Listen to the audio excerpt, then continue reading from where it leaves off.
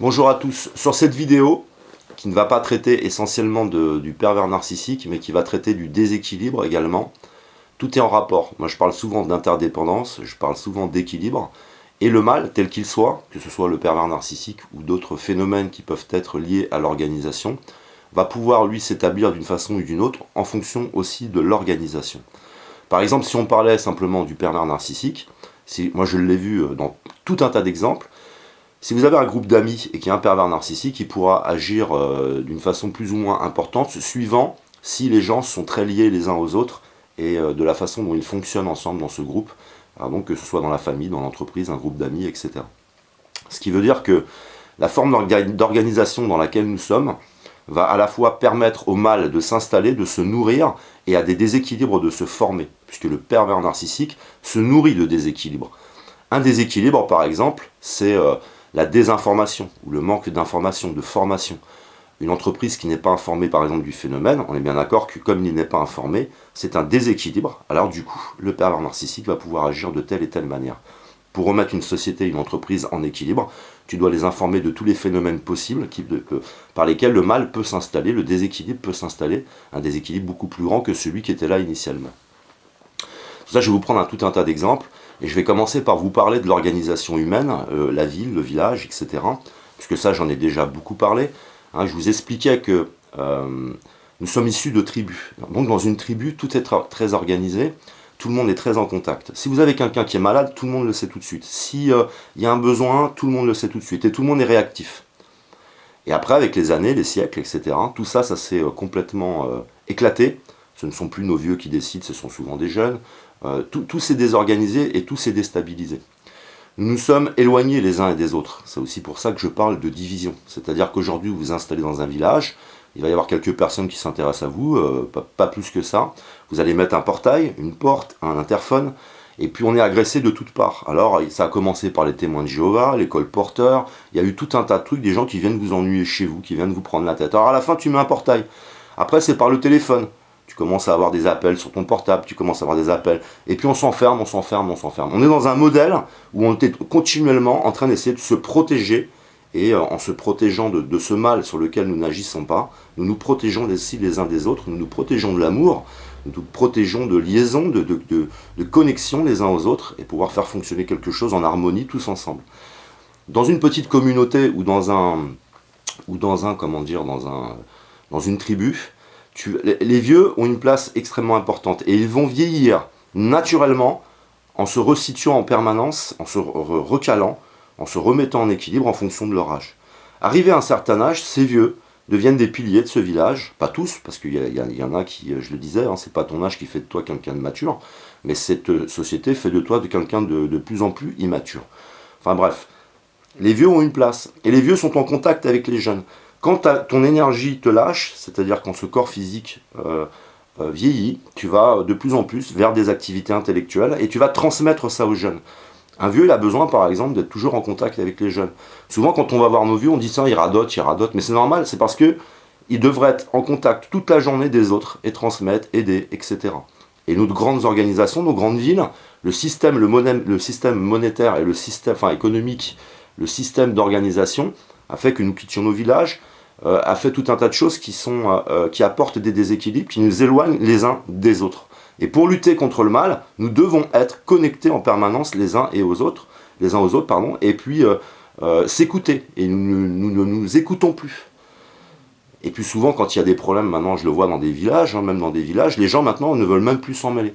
Alors il y a énormément d'interdépendance. Par exemple, je vais vous en donner une, puisque moi, dans mon village, je suis intervenu plusieurs fois, seul. C'est-à-dire que quand, je sais pas, à minuit, il se passe quelque chose dehors, je sors. Et j'arrive dehors, je suis seul. Les autres ont parfaitement entendu ce qui s'est passé. Mais ce qui se passe aussi, c'est que j'ai aussi discuté avec les gendarmes. Eux, ils passent un message inconscient en permanence à la population. On est débordé. Vous avez la presse qui vous passe aussi un message inconscient. Ah, il s'est passé ça, les gens sont intervenus, celui qui est intervenu a été en prison. Et on vous passe tout un tas de messages qui nous font peur et qui font qu'à un moment donné, on s'éloigne. Donc on ne peut pas résumer la situation à 2-3 exemples. Il y a tout un tas de choses qui font que nous sommes divisés, qui font que nous ne réagissons plus. Il y a la religion.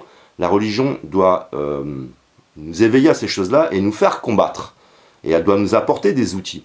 Il doit y avoir donc toute une très grande sensibilité par rapport à tous les acteurs, ceux qui s'occupent de l'organisation, pour nous sensibiliser en permanence sur tout un tas de choses et que nous réagissions en permanence. Mais comme vos politiques, ce sont des menteurs, ce sont des acteurs, ce sont des comédiens, c'est du cinéma. Tout ça, nous le ressentons, même si consciemment, nous ne nous rendons pas forcément compte, inconsciemment, l'inconscient, il est là pour te prévenir, fais gaffe, parce que tout ça, c'est une grosse mise en scène, et je vis dans une grosse mise en scène. Tout ça, c'est du cinéma. Alors les gendarmes, je leur jette pas la pierre, c'est parce qu'eux n'ont plus de moyens. Vous voyez bien que les prisons sont très mal organisées, on met des handicapés mentaux, des psychopathes en prison au lieu de les soigner. Enfin, tout va mal, et tout se déséquilibre. Toujours est-il que quand nous vivions dans des petites tribus, par exemple, le vieux, lui, il va être en permanence en contact des autres, ça va être quelqu'un de bienveillant, et nous allons tous pouvoir être bienveillants avec ce vieux, et puis on n'a pas besoin de le mettre dans une maison de retraite. Ça veut dire qu'il y a une véritable communauté, une véritable organisation. Dans les commentaires, je vous invite à me donner des exemples de ce qui est, de ce que ça devrait être, et puis de ce que nous pourrions faire. Par exemple, je vais vous donner un exemple. Vous avez un centre aéré. Un centre aéré, il devrait y avoir une commission qui vient, qui dit vous devez avoir tant de jeunes, tant d'animateurs en permanence. Comme ça, le centre aéré ne va pas tricher, il ne va pas utiliser nos vieux pour ne pas avoir des salariés. Et puis c'est un exemple que je donne, c'est une idée. Après, on peut développer dessus. Et pourrait y avoir les vieux qui viennent, filer un coup de main, qui seraient en contact avec ces jeunes dans les activités, de façon bénévole, ou pourquoi pas leur donner un petit quelque chose. Et puis, permettre à ces vieux d'être en contact avec ces jeunes et avoir une vie sociale. Mais nos vieux, maintenant, ils finissent dans des appartements, ils crèvent, ils sont tout seuls. Ils sont dans des immeubles, il y a tous les âges, personne ne leur rend visite, personne ne leur demande s'ils ont besoin d'un service. Alors je dis personne, vous êtes quand même une poignée, mais c'est rien par rapport à ce que ça devrait être. Donc là, vous voyez, je vous explique ce que nous pourrions faire. Mais ce qui veut dire que dans tous les domaines de la société, nous pourrions faire des choses autrement, nous organiser autrement, pour essayer, même dans une grande ville, de retrouver une vie de communauté et une vie de village. Alors dans ce qui a aussi fait cette division, c'est que par exemple, vous avez vu que en termes d'organisation de région, c'est toujours un système plus important, de plus en plus important, de plus en plus inhumain, des grandes organisations qui vont s'occuper d'une région. On dissout les choses. Ce ne sont plus les acteurs locaux qui gèrent la région, ça va être une organisation au-dessus qui va gérer tout un tas de départements. Et tout ça, après ils nous disent, oui, on n'a pas une conscience élevée par exemple, mais c'est normal. C'est normal, parce que quand vous voulez appeler quelqu'un maintenant, vous avez un répondeur, puis tapez 1, tapez 2, tapez 3, t'as plus personne au téléphone. Enfin, je veux dire, l'organisation a complètement aussi dilué le côté où nous pouvions aimer notre village, le côté où nous aurions pu aimer notre région et la défendre, notre langue, et élever cette conscience en nous, vraiment l'élever, la cultiver pour que nous prenions soin de l'endroit où nous vivons, que nous soyons attachés à cet endroit. Alors il y a des tas de déséquilibres. Donc les entreprises vont toutes dans les grandes villes, les gens sont obligés de partir, les gens riches achètent les maisons de ceux qui les ont quittés dans les endroits touristiques, c'est-à-dire que les jeunes qui sont nés là, qui ont eu tous leurs ancêtres dans ce village, mais que ce village est au bord de la mer, alors ils ne peuvent plus acheter le logement parce que c'est racheté par des Parisiens par exemple qui ont beaucoup d'argent, et il n'y a rien qui surveille tout ça, il n'y a rien qui maintient des équilibres, tout se déséquilibre, et le mal peut agir dans ce déséquilibre. Alors ça peut être un mal financier, ça peut être la perversion narcissique, ça peut être tout un tas de choses qui font que nous en arrivions là. Et pour que nous n'en arrivions pas là, il faut d'une part des gens qui ont conscience de ça, et il faut des gens qui ont une formation. Parce que des sociologues, il y en a des tas, des psychologues, il y en a des tas. Dans tous les domaines de la vie, dans toutes les sciences, il y a des tas de personnes. Et ces personnes, elles font quoi? Comme elles ne trouvent pas de boulot en France, elles se cassent. Elles vont souvent à l'étranger. On a beaucoup d'ingénieurs, de chercheurs qui partent à l'étranger. On est en train de tout perdre, c'est-à-dire que le pays est complètement en train de se vider, de se déséquilibrer, et le mal va pouvoir agir et s'installer. Alors il va s'installer par la force des choses, simplement parce que on a des moyens de s'enrichir personnellement grâce à tout un tas de failles, et puis ça peut être le mal qui désire faire le mal, qui peut s'installer donc dans toute forme d'organisation. Donc si je vous parle de ça, c'est que si tu reprends la vie de village bien organisée ou la vie de tribu, tu prends l'exemple d'une organisation qui est parfaite, et puis si tu essayes de maintenir cette forme d'organisation à n'importe quel endroit, c'est possible. C'est-à-dire que dans une grande ville, tu peux, et c'est pour ça que je vous demande de mettre des exemples, tu peux mettre tout un tas de choses pour que les gens aient une connexion sociale beaucoup plus importante. Tu peux protéger les gens des colporteurs, de tous ceux qui viennent t'ennuyer chez toi. Tu peux protéger les gens des appels téléphoniques, mais ils ne le font pas. Ils ne le font pas, ils font rien. Alors un jour, ça va être ton fils qui t'appelle parce qu'il a eu un accident de bagnole, tu vas pas répondre parce que tu en as ras-le-bol de répondre. Et tout ça, ça nous divise les uns et les autres. Il y a tout un tas de choses qui nous font du mal. Donc dans les commentaires, vous pouvez me mettre qu'est-ce qui vous fait vous du mal, qu'est-ce que vous pensez qui vous éloigne de vos parents. Par exemple, il y a aussi la peur. Le fait que maintenant, nous ne gardions plus nos vieux avec nous, dans une organisation, parce que vous pourriez vivre dans un village, on vous aide à construire votre hutte, on va vous aider, on va vous filer un coup de main à construire votre maison, et je le vois. J'ai des amis là qui ont une bergerie, du monde est venu aider. Moi j'aide avec les animaux, d'autres aident à construire, d'autres, tout le monde file un coup de main, et on s'entraide. C'est très minime encore, parce qu'il y a beaucoup de gens dans ce village dans lequel je suis qui ne sont pas impliqués, mais il y a beaucoup de gens qui s'impliquent. Et plus on a grandi, moins on s'implique, et plus ça devient compliqué. Alors comme je parle des vieux, comme maintenant nous avons changé l'organisation, là j'ai un ami à moi, il a 35 ans, il est paysagiste, et il me disait, j'ai mon grand-père et j'ai mon père à payer à la maison de retraite. Il me dit, j'ai peur de ne pas m'en sortir, quoi. Et ça divise, ça aussi, ça fait du mal, ça aussi. Alors imaginez toutes les conséquences que ça peut avoir. Alors en même temps, si je fais cette vidéo, c'est qu'il y a des personnes qui m'ont demandé dans les commentaires si je pouvais faire des vidéos pour les aider à se reconstruire.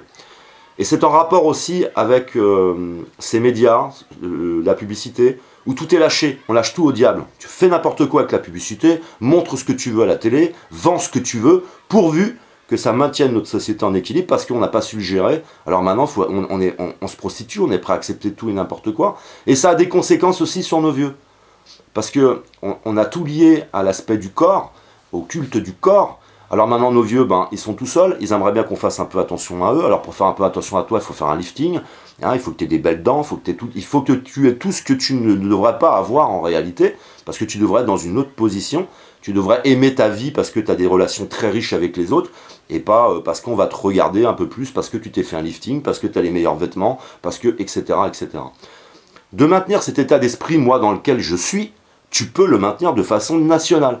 Pour le maintenir de façon nationale, il faut un autre modèle économique, ce qui est parfaitement possible. Les spécialistes le disent, nous aurions pu avoir un autre modèle économique, un autre modèle qui nous maintient en équilibre, qui ne nous oblige pas à développer, ce qui est complètement faux. Et donc, tout ça va bousculer votre vie à vous, le vieux. Hein, il faut se prostituer, il faut faire ci, ou alors tu es tout seul, enfin bref. Et si vous voulez vous rééquilibrer, vous devez prendre notion de ce que vous auriez dans une forme d'organisation, et d'où vous devez essayer de tout faire pour recréer cette forme d'organisation dans votre vie. Ça veut dire être bénévole, avoir des relations riches, et comment dire, quand je dis riches, c'est des relations importantes, n'hésitez pas à aller dans des associations, filer un coup de main, et être en contact avec les autres, parce que nous avons besoin d'une quantité, un humain a besoin d'une quantité de relations. Il doit parler un certain nombre de fois, il doit dire des choses, il doit exprimer des choses, il doit toujours participer, et toujours se sentir utile. Et cette société dans laquelle nous vivons, si vous n'avez pas, vous, l'initiative de le faire, personne ne le fera à votre place. Personne ne fera des choses pour vous proposer quelque chose. Ils n'en ont rien à cirer parce qu'ils n'en ont absolument pas conscience et que ce n'est pas leur intérêt. Je rappelle que les politiques sont des acteurs, ce sont des comédiens. Ils sont là pour venir prendre des places. Il n'y a jamais eu autant d'organisations dans nos sociétés. Je veux dire, il n'y a jamais eu si peu de chômage pour les hauts fonctionnaires par rapport à nous. Hein. Vous avez vu le nombre d'organisations qu'ils ont fait, les comités, etc. Mais pour vous, il n'y a rien qui est fait, quoi. Et tout est lié au pognon, le pognon, le pognon, le pognon, le pognon. Donc voilà, cette vidéo, c'est un petit peu pour parler de l'organisation, de toutes les conséquences qu'il peut y avoir, parce qu'il y en a des tonnes. Nous sommes complètement divisés. Alors comme je prends moi l'exemple de mon village, où je vous dis, certes, il va y avoir une participation à certaines choses, mais par contre, si c'est lié à la délinquance, personne ne sort, tout le monde a peur. Et cette peur est venue de l'impuissance. Donc nous nous sentons de plus en plus impuissants à agir sur quelque chose. Nous préférons tourner la tête parce que tout de suite, nous pensons aux conséquences. Alors que nous ne pensons pas à la conséquence première, c'est qu'en laissant faire, nous laissons s'installer le mal. Et qu'un jour, on va être mordu par ça. Un jour, notre vie va devenir un enfer à cause de ça. Mais la conséquence immédiate qui viendrait, c'est j'ai peur d'intervenir parce que je ne me rends plus compte de ce que je peux faire et je ne peux plus faire. Donc bref, tout est désorganisé, mais nous pouvons, nous, individuellement, et c'est ce que je fais, parce que je disais que moi j'agis sur mon environnement, que je repousse le mal et que j'agis sur les choses, j'essaye d'avoir cet état d'esprit de communauté et de participer comme je peux. Je ne le fais pas tout le temps, c'est-à-dire que moi je travaille beaucoup, je ne peux pas m'épuiser, mais qu'à partir du moment où tu as un peu de temps, tu peux faire des choses. Et dans le village dans lequel je suis, les personnes qui ont un certain âge participent à tout un tas de choses. Et ça leur permet de s'équilibrer. Ils se filent des coups de main, il y en a un qui part en vacances, l'autre va s'occuper de ses chats. Et puis il y a tout un tas de choses comme ça. Et tu te sens un peu mieux, quoi. Quand tu te sens dans une organisation où les gens se parlent, tu te sens un peu mieux. Et dans les grandes villes, tout ça c'est en train de se diluer. Les relations sont très superficielles. Donc étant superficielle, ta dose de social, de parler, etc., ta dose de te sentir utile, elle est superficielle aussi. Et tout ça a énormément de conséquences et permet lui aussi au mal de s'installer. Parce que si vous souffrez par exemple du pervers narcissique, comme il n'y a rien qui est fait, comme nous ne sommes pas véritablement en liaison, quand vous commencez à parler aux autres de vos problèmes, vous vous dites mais de quoi il me parle, c'est quoi cette histoire? On se sent donc très seul dans tout un tas de situations qui déséquilibrent absolument tout. Et donc le seul moyen d'agir sur tout ça, c'est d'avoir des spécialistes dans un gouvernement et des spécialistes dans des organisations, sachant que les politiques sont uniquement un lien de tout ça. Ils devraient être juste un lien et ne prendre eux aucune décision. Ce qui fait que de nos grandes écoles, où il va y avoir des sociologues qui vont sortir, des psychologues, etc., ils vont tous entrer dans des domaines souvent privés, ils vont se débrouiller comme ils peuvent. Les plus grands spécialistes, les plus grands chercheurs, eux s'en vont à l'étranger, et notre pays s'effondre sur lui-même, quoi. Il n'y a rien pour faire une véritable opposition à tout ça, et arrêter tout ça. Donc voilà, c'était une vidéo qui était importante sur l'organisation elle-même. On pourrait faire une vidéo de 2 heures, je préfère faire des vidéos courtes, parce que vous êtes aussi un certain nombre à avoir une conscience élevée, à pouvoir faire des propositions dans les commentaires, pour que nous puissions en parler. Mais c'était important pour moi de souligner l'organisation, souligner la place de l'ancien dans l'organisation, qui s'est complètement perdu, qui s'est complètement dilué, et qui a des conséquences énormes sur notre fonctionnement. Qui a des conséquences énormes par rapport au mal, puisque le mal peut beaucoup plus s'installer. Parce que je vous le dis, dans une tribu, s'il y avait un pervers narcissique, il est grillé tout de suite, le pervers. Hein. Il ne fait pas 2 minutes. Hein. Et il est bloqué. Et c'est la même chose qui se passe donc, en entreprise. Moi, j'ai vu des entreprises très structurées, les gens très soudés. Il est bloqué. Il est là. On ne le connaît pas vraiment, en fait. C'est-à-dire que moi, quand je le voyais, les autres ne l'identifiaient pas comme étant pervers narcissique, mais tout le monde en rigolait un peu, en se disant il est un peu tordu, il est un peu bizarre. Et ces entreprises sont en train de disparaître. Je les ai vues disparaître, où on est presque maintenant un numéro, et on est là pour gagner sa croûte, il n'y a plus la vocation, il n'y a plus tout ça. Et puis on a tout lâché au diable, quoi. On a tout lâché au déséquilibre, et on est en perpétuelle concurrence les uns avec les autres, les entreprises les unes avec les autres. C'est devenu terrifiant, terrifiant. Donc voilà, je voulais parler de l'organisation, je voulais parler du fait que tout ça a des conséquences extraordinaires hein, sur la façon dont le mal, lui, va pouvoir s'installer au travers de ces organisations qui sont devenues complètement ingérables, complètement inhumaines. C'est-à-dire qu'on aurait pu maintenir une société avec une très légère croissance, et peut-être même sans croissance, mais avec, disons, une petite croissance, mais pas cette croissance-là. On est devenu esclave du travail. Et j'ai vu aussi des organisations, que ce soit ici en France ou à l'étranger, où tu peux prendre ton après-midi quand tu as envie, tu n'es pas du tout esclave, que tout est fait pour ça, etc. C'est-à-dire que moi je ne suis pas pour les 35 heures, les ci et les ça, moi je suis pour une autre forme complète d'organisation, qui n'a absolument rien à voir, et ça c'est possible. Vous avez donc, tout est en train de se perdre, et quand les choses se perdent, eh ben, il y a aussi ce pervers narcissique qui va pouvoir agir dans l'incompréhension, c'est-à-dire que cette notion que j'ai, moi je l'ai, vous la possédez peut-être, et tous ceux qui ne la possèdent pas ne se rendent pas compte, et du coup laissent le mal s'installer. Et dans mon village par exemple, le mal s'installe peu à peu comme ça, peu à peu, peu à peu, peu à peu. C'est-à-dire qu'il y a une perte de cette identité française, il y a une perte de la culture, il y a une perte des contacts, des liens, des soirées. Il y en avait, quand moi je suis arrivé dans ce village, il y avait 4-5 soirées par an. Organisation, je veux dire, par exemple, c'était la galette des rois, il y avait tout un tas de choses. Aujourd'hui, il n'y en a plus qu'une, et puis quand il y en a une, il y a beaucoup moins de monde. Et tout est en train de se perdre, parce que les personnes quittent le village, les anciens quittent le village, vont dans des maisons de retraite, alors qu'ils auraient pu continuer à vivre dans une organisation, mais comme ce n'est plus véritablement une organisation, eh ben, on les jette, tout ça se perd, les nouveaux qui arrivent ne s'intègrent pas au village, on peut agir en permanence, et ce serait possible si nous étions sensibilisés à ça. Parce que ça permettrait de maintenir un équilibre, de combattre le mal, et puis de tous nous sentir beaucoup mieux. Voilà, si je fais cette vidéo qui est un peu comme ça, c'est pas pour traiter un sujet, le traiter à fond, c'est aussi pour éveiller quelque chose en nous, éveiller chez les autres ceux qui n'ont pas conscience de ça, qu'il est possible de faire quelque chose pour maintenir un équilibre et que nous ne le faisons pas, tout simplement.